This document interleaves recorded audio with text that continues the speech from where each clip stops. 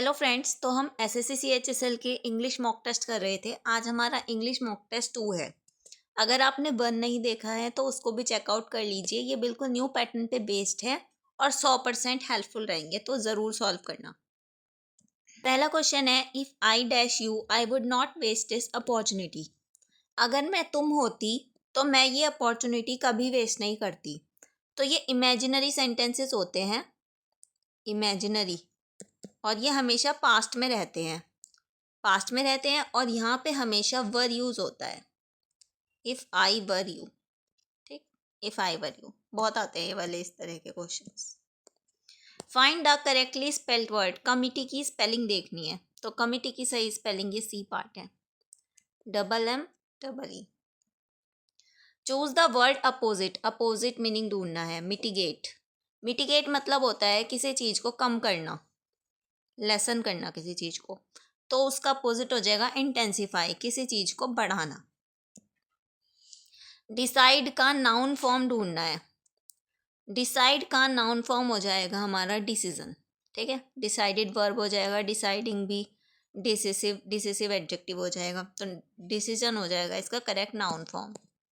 A blessing in disguise. A blessing in disguise मतलब छुपी हुई कोई ब्लेसिंग है, तो ईडीएम का मीनिंग होता है a benefit hidden in difficulty. Difficulty में भी हमें कोई बेनिफिट मिल जाए उसको बोलते हैं ब्लेसिंग इन डिस्गाइज। बहुत इंपॉर्टेंट ईडीएम है ये। Spot the error. He along with his friends have arrived. Along with, ये जो अलॉन्ग विद होता है, टुगेदर विद होता है, इनमें जो प्रिपोजिशन आती है वो हमेशा सब्जेक्ट 1 के हिसाब से आती है। सब्जेक्ट 1 क्या है? ही। तो यहाँ पे हैव की जगह क्या आ जाएगा? हैज़। या फिर थोड़ा इसको ऐसे भी कर सकते हो जैसे विद है, विद हमारा प्रिपोजिशन है, और प्रिपोजिशन के बाद हमेशा क्या आता है? ऑब्जेक्ट। जो वर्ब आती है वो हमेशा सब्जेक्ट के हिसाब से आती है, तो ये ऑब्जेक्ट हो गया, ये सब्जेक्ट है ही, तो ही के हिसाब से यहाँ पे हमारी वर्ब आ जाएगी, हैव की जगह has. 1 word substitution. A person who can speak many languages, जो बहुत सारे लैंग्वेजेस बोल सकता है उसको बोलते हैं पॉलीग्लॉट। लिंग्विस्ट होता है जो काफ़ी लैंग्वेज में एक्सपर्ट होता है। He is fond dash music. Fond के साथ करेक्ट प्रिपोजिशन यूज़ होती है ऑफ, फॉन्ड ऑफ। कई बार सुना होगा ना, fond of something, fond of. Who wrote this poem, इसकी वॉइस चेंज करनी है। Who wrote this poem simple past है, तो वैसे ही ढूंढना है हमें। This poem written by whom, who has written this poem. By whom was this poem written, ये हो जाएगा इसका correct. This poem was written by, देखो हु ये गलत हो गया, by whom was this poem written, ये पोएम किसने लिखी है। डिलीजेंट का सिनोनिम बताना है। डिलीजेंट होता है मेहनती व्यक्ति, हार्ड वर्किंग इंसान। पैराजम्बल, पैराजम्बल पढ़ते हैं।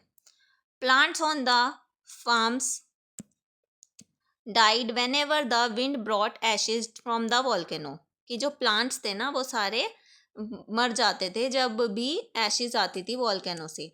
And birds fell from the sky dying before they reach the ground, birds sky से गिर जाती थी। After the eruption of Paricutin volcano for 100 miles no green thing not even grass could live. जब ये पेरिकुटिन volcano का eruption हुआ तो 100 miles तक कोई भी हरी चीज जिंदा नहीं रही। The volcano had brought complete ruin to 7 villages in the valley. इस वॉल्केनो से कम 7 विलेजेस पूरे पूरे तबाह हो गए। तो देखो, सबसे पहले किसी वॉल्केनो की बात हुई है, सी से स्टार्ट होगा ऑब्वियसली, तो ये तो होंगे नहीं। सी के बाद डायरेक्ट ए है, ग्रीन थिंग, प्लांट्स, प्लांट्स ये सब वो हो गए, और प्लांट्स हुए और बर्ड्स भी हो गई, and birds fell from the sky, CABD। फिर लास्ट में बता दें कि इस वॉल्केनो से 7 विलेजेस पूरे पूरे तबाह हो गए। The child was dash tired to walk any further. ये जो टू होता है, इस वाले टू के साथ ज़्यादातर ये T वाला टू यूज़ करते हैं, और ये जो टू होता है ये हमेशा नेगेटिव सेंस देता है कि जो चाइल्ड है ना वो बहुत टायर्ड है चलने के लिए। कैंडिड का सिनोनिम होता है हमारा ऑनेस्ट।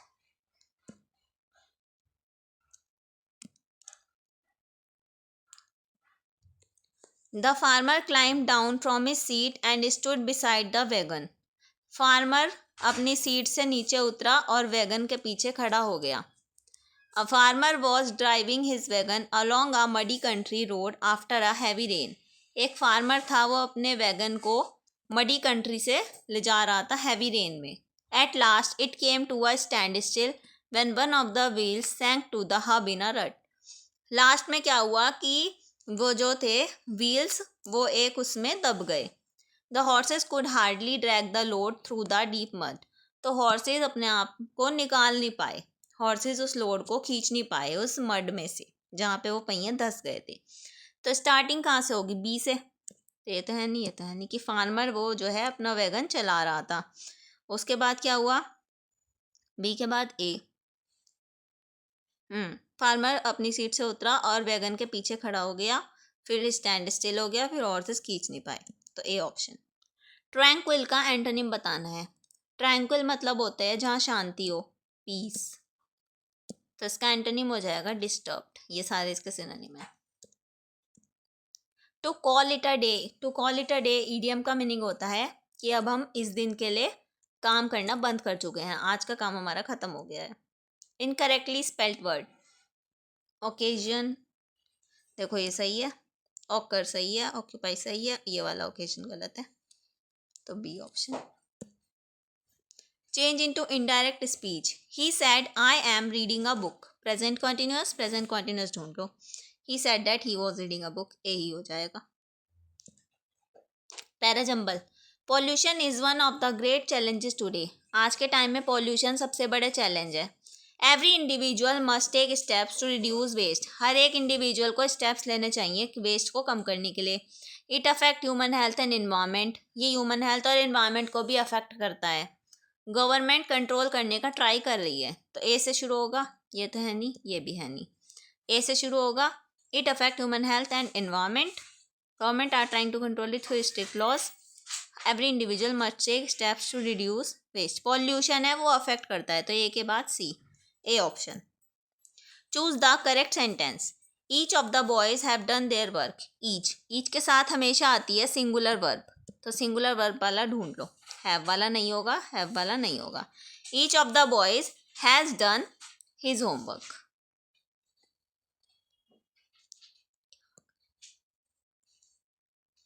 अब हमें क्लोज टेस्ट करना है.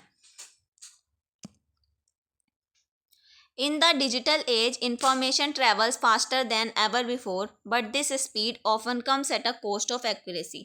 Digital age में information बहुत ही जल्दी जल्दी travel हो जाती है. The spread of misinformation has become a major. Misinformation का spread एक बहुत बड़ा वो बन गया है, dash. Affecting not only individuals but entire societies. इससे खाली individuals को नहीं पर पूरी पूरी societies को नुकसान हो रहा है. While social media platforms were created to dash people, they have unintentionally become breeding grounds for false news. Social media platform बनाए गए थे लोगों की किसी चीज़ के लिए, पर अनइंटेंशनली वो फॉल्स न्यूज़ को स्प्रेड कर रहे हैं. इस चैलेंज को फाइट करने के लिए यूज़र्स को डेवलप करना होगा डैश थिंकिंग स्किल्स और लर्न टू वेरीफाई फैक्ट्स, और अपने फैक्ट्स वेरीफाई करने सीखने होंगे जल्द से जल्द. Government too should frame policies that promote dash and accountability in online spaces. Government को भी इंटरफेयर करना होगा ताकि ऑनलाइन स्पेसेस में एक्यूरेसी वगैरह बनी रहे. Only through collective responsibility can be dash the negative effects of misinformation. अपनी रेस्पॉन्सिबिलिटी से ही हम ये नेगेटिव इफेक्ट्स को कर सकते हैं कुछ. देखो पहला, in the digital age, information travels faster than ever before, but this speed often comes at the cost of accuracy. The spread of misinformation has become a major dash. कोई negative word आएगा, major concern. Affecting not only individual but entire societies. While social media platforms were created to dash people. Social media platform बनाए गए थे किस लिए? Divide करने के लिए नहीं, कनेक्ट करने के लिए लोगों को, पर उससे फेक न्यूज़ फैल गई. इस चैलेंज को फाइट करने के लिए यूजर्स को डेवलप करनी होंगी thinking skills. Develop partial critical thinking कैसी होगी? Critical thinking skills. Policies that government to should frame policies that promote dash and accountability. क्या प्रमोट करें? Transparency and accountability. Only through collective responsibility can be dash the negative effect of information. क्या कर सकते हैं? Overcome. ये हो गए 25 question complete. अगर आपको ये अच्छे लगे हैं मॉक टेस्ट तो ज़रा अपना स्कोर कमेंट कर देना एक तो, और लाइक कर देना, चैनल को सब्सक्राइब करे बिना जाना मत। और पीडीएफ डिस्क्रिप्शन में मिल जाएगी। मॉक टेस्ट 1 भी ज़रूर देख लेना। इस तरह के काफ़ी मॉक टेस्ट इस चैनल पे आने वाले हैं। उसके बाद टेक्स्ट बुक मॉक्स भी आएंगे, तो कनेक्टेड रहिएगा। और एसएससी सीजीएल के लिए भी मैंने इसमें एक मॉक टेस्ट सीरीज़ डाली थी, तो वो भी काफ़ी हेल्पफुल रही थी एसएससी सीजीएल के एग्ज़ाम में, तो उसको भी कर लीजिएगा। तो okay, bye bye, will meet you in the next video.